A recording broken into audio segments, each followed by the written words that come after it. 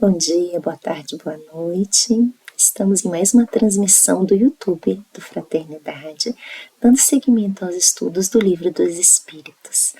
Para a gente começar a nossa harmonização, vamos fazer uma leitura do livro Sentinelas da Alma, do Espírito Meimei, pela psicografia do Chico.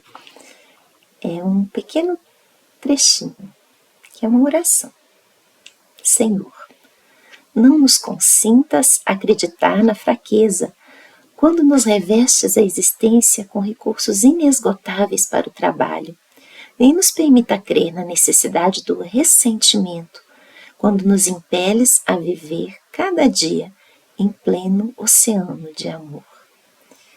Que a gente possa utilizar essa leitura para sempre ver de uma maneira positiva as bênçãos que nós temos recebido a cada dia do Senhor, para que a gente não se creia sem forças e sem ferramentas para a nossa existência.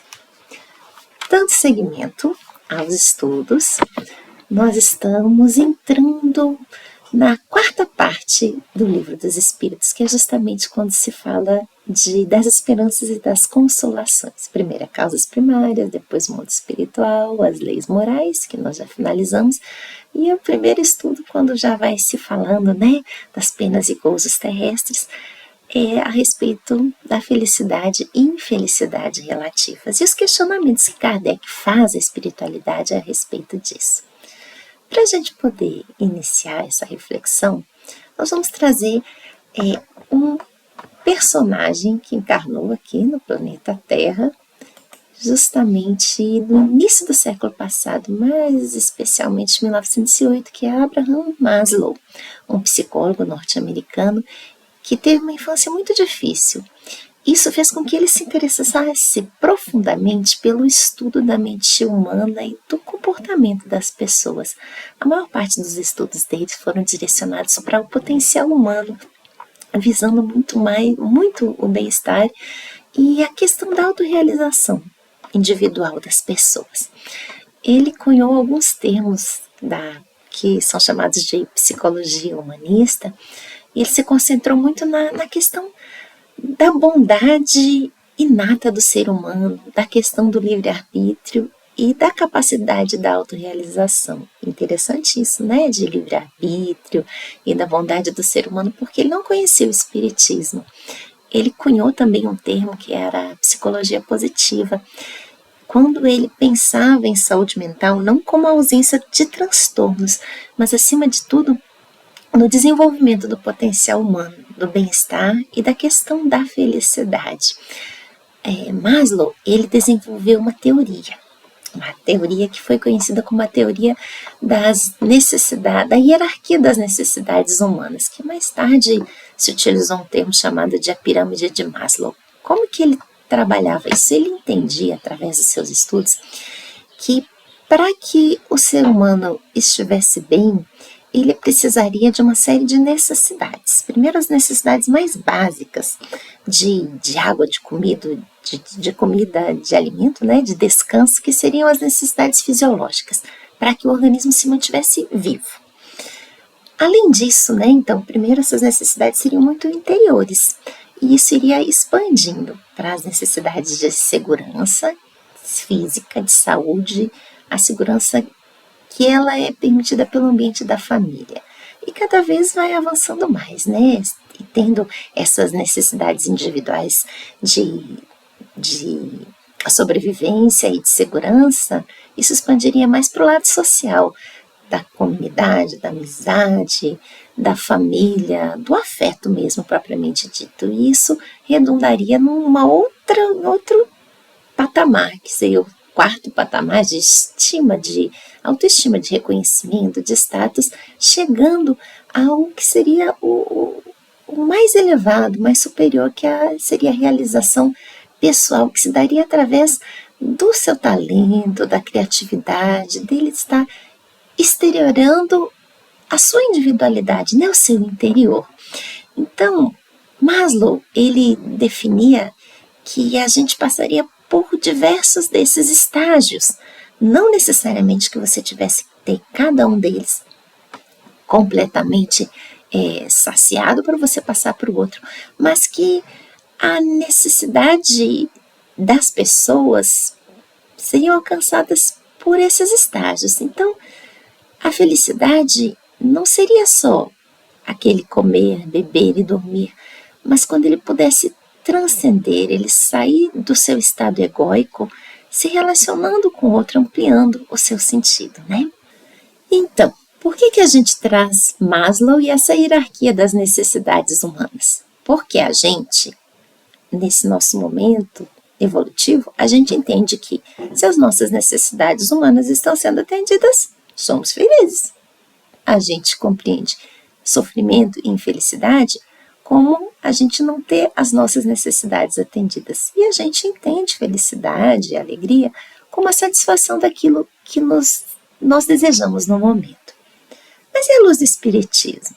A luz do Espiritismo, a gente sabe que nós somos espíritos imortais em experiências reencarnatórias sucessivas, progressivas. Cada encarnação como uma oportunidade, como uma bênção divina, como uma estação de aprendizado das nossas almas, que sempre vai estar sendo permeada, vai ser protegida pela providência divina. Mas isso não quer dizer que essa proteção vai ser tranquilidade e felicidade ao longo dessa jornada, ao longo dessa caminhada. Tanto que Kardec, no Livro dos Espíritos, ele pergunta, na questão 920, o seguinte: pode o homem usufruir de felicidade na Terra? E os Espíritos respondem para Kardec: não, porque a vida, nesse momento, nos é dada como prova e expiação. Prova é um desafio, expiação é a nossa necessidade de quitação dos débitos com a lei divina. Mas a espiritualidade complementa, dizendo assim: porém, depende do homem, né? A suavização dos seus males e de ser o mais possível que possa ser na Terra. Então, já tem aí um conceito de felicidade relativa, né? Cabe, portanto, para cada um de nós estarmos desenvolvendo as estratégias para a gente estar minimizando esses sofrimentos. E como é que a gente faz com que a gente possa ter essa felicidade relativa? E a gente está compenetrado justamente no destino futuro, porque aí os sofrimentos temporários, as adversidades que vêm ao longo desse processo, dessa caminhada, dessa jornada, eles são mais facilmente superados, compreendidos. Quando a gente compreende, quando a gente percebe que alguns aborrecimentos, eles são passageiros, e eles têm uma finalidade de promover em nós um fortalecimento, uma resiliência, uma empatia, também com a necessidade dos outros, porque a gente sempre vai ser, inevitavelmente, herdeiro de nós mesmos. Portanto, cabe a cada um de nós estarmos bastante atentos a essa caminhada, bastante atentos à nossa jornada, para que a gente evite, por comodidade, tomar atalhos, fazer desvios que, em vez de facilitarem a nossa caminhada, eles nos dificultem mais à frente aquilo que a gente precisa fazer em termos de enfrentamento. E Kardec ainda pergunta, né, assim, mas então, assim, já que essa felicidade terrestre ela é muito, muito relativa à posição de cada um, também tem a questão de que o que para um é felicidade, para o outro é desgraça. Existe um momento em que essa soma de felicidade vai ser comum a todos os homens? E a espiritualidade sabiamente coloca para Kardec o seguinte: ela diz assim, com relação à vida material, felicidade é a posse do necessário. Quando a gente está procurando mais do que o necessário, quando a gente está buscando o supérfluo, a gente não consegue ser feliz. Então, rico não é aquele que tem muito. Rico é aquele que se contenta com o que é necessário e não perde o foco com algo que pode prejudicar a sua jornada, a sua caminhada, que pode desviar a sua atenção, que pode fazer com que ele se perca. de si mesmo. E com relação à vida moral, o que seria essa felicidade? A espiritualidade fala para Kardec que em relação à vida moral, felicidade é consciência tranquila. E quando não é possível ser feliz no momento, é a fé no futuro. Então, quando ele coloca assim, olha, é a esperança, não dá para mudar agora, tenha fé no futuro que vai melhorar. Porque aí sim a gente consegue se sentir mais fortalecido nessa caminhada. É interessante que você já, quando a espiritualidade coloca isso, ela já começa a fazer outros parâmetros, né? Outras linhas que a gente pode estar avaliando. O supérfluo e o necessário. O supérfluo enquanto um desejo momentâneo, mas que não é essencial. E o necessário é aquilo que de fato é imprescindível para cada um de nós.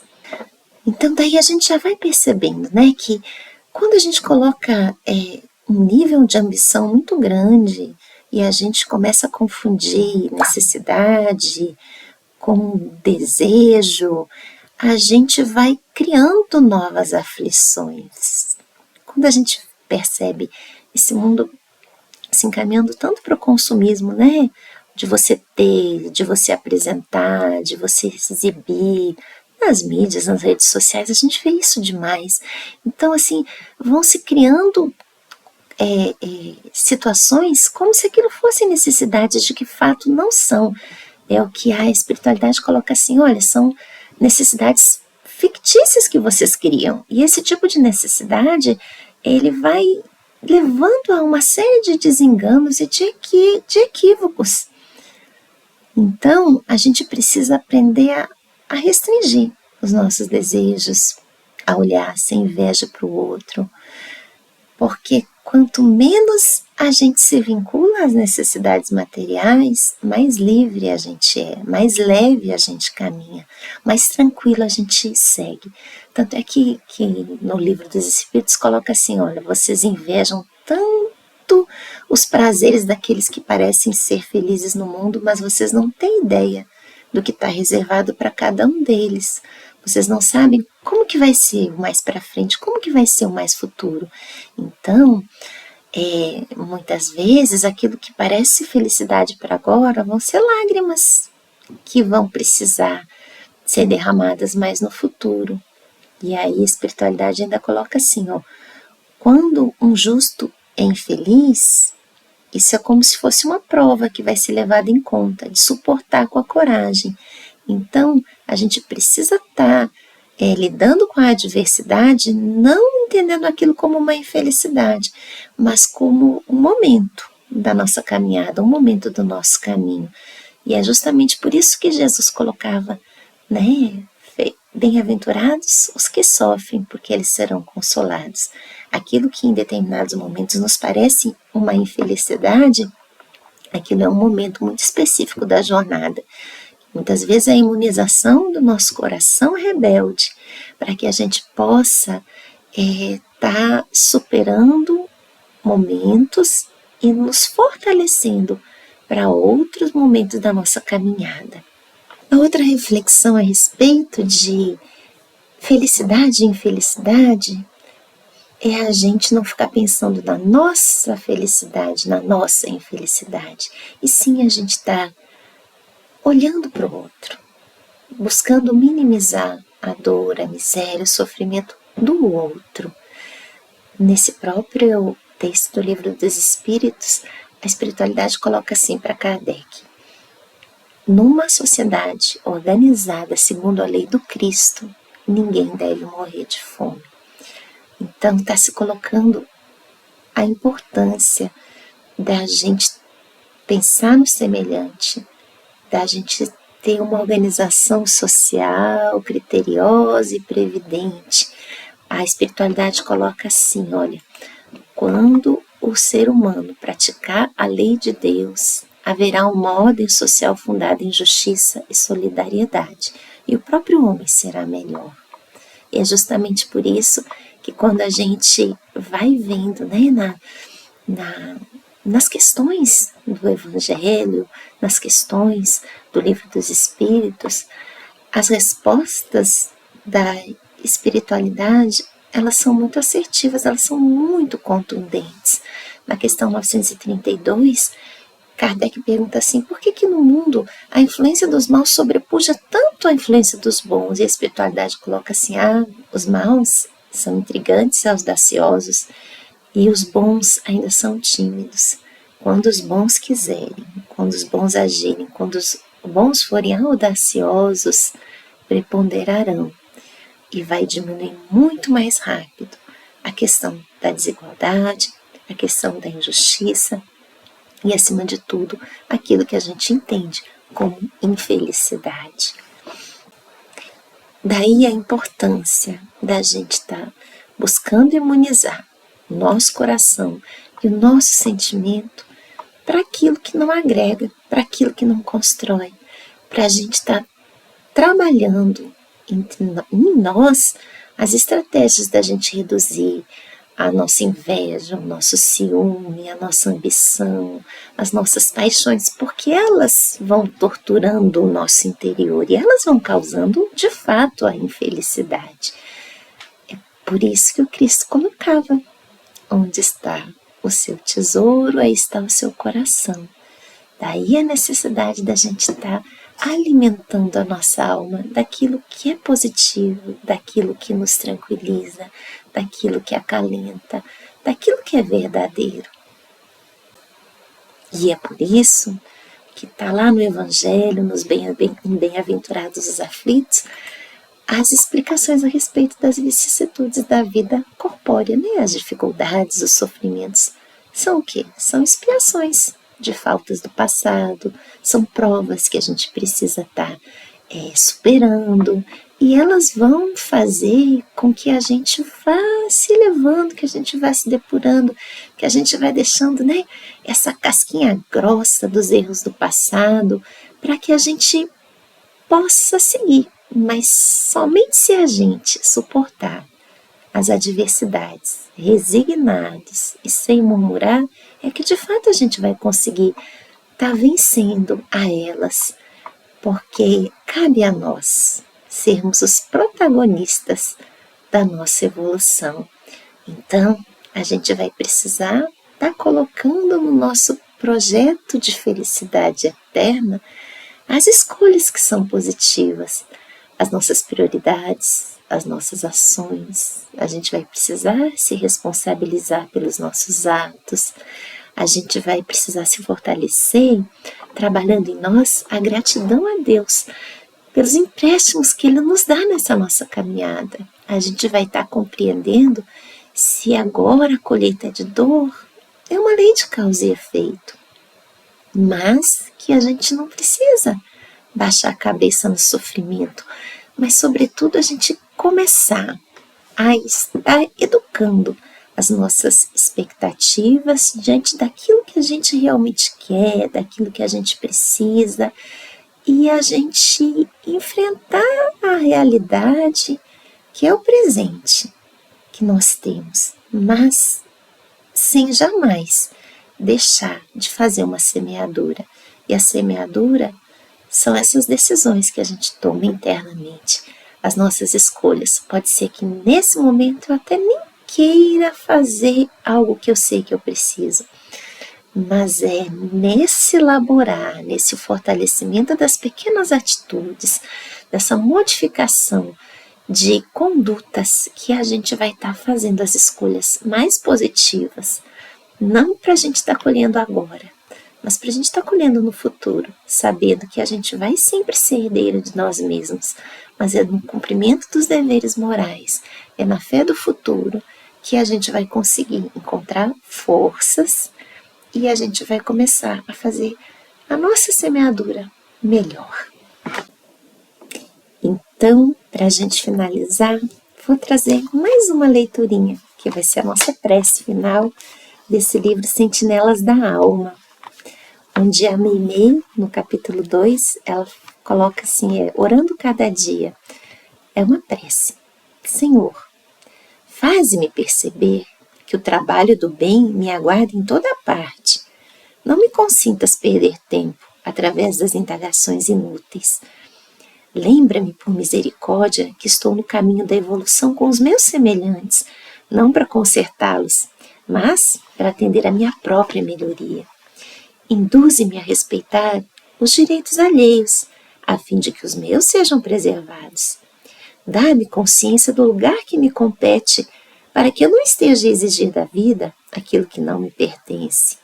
Não me permitas sonhar com realizações incompatíveis com os meus recursos. Entretanto, por acréscimo de bondade, Senhor, fortalece-me para a execução das pequeninas tarefas ao meu alcance. Apaga-me os melindres pessoais, de modo de que eu não me transforme em estorvo diante dos irmãos, aos quais eu devo convivência e cooperação. Auxilia-me a reconhecer que cansaço e dificuldade não podem converter-me em uma pessoa intratável, mas mostra-me, Senhor, por piedade, que posso fazer nas boas obras, usando paciência e coragem, acima de quaisquer provações que me atinjam a existência. Concede-me forças para irradiar a paz e o amor que nos ensinaste. E, sobretudo, Senhor, perdoa minhas fragilidades e sustenta a minha fé, para que eu possa estar sempre em Ti, servindo aos outros. Assim seja. Então, com essa prece, que é como se fosse, um caminho, uma rota de energias que a gente pede a Deus, para que a gente possa trilhar com segurança, com confiança o caminho em busca da felicidade verdadeira e futura, que vai chegar até nós quando a gente, de fato, tiver crescido com bem em nossos corações, que a gente possa se fortalecer. Muito obrigada a todos e que a gente aprenda a semear a verdadeira felicidade nas nossas vidas e na vida daqueles que seguem conosco. Muito obrigada e até a próxima.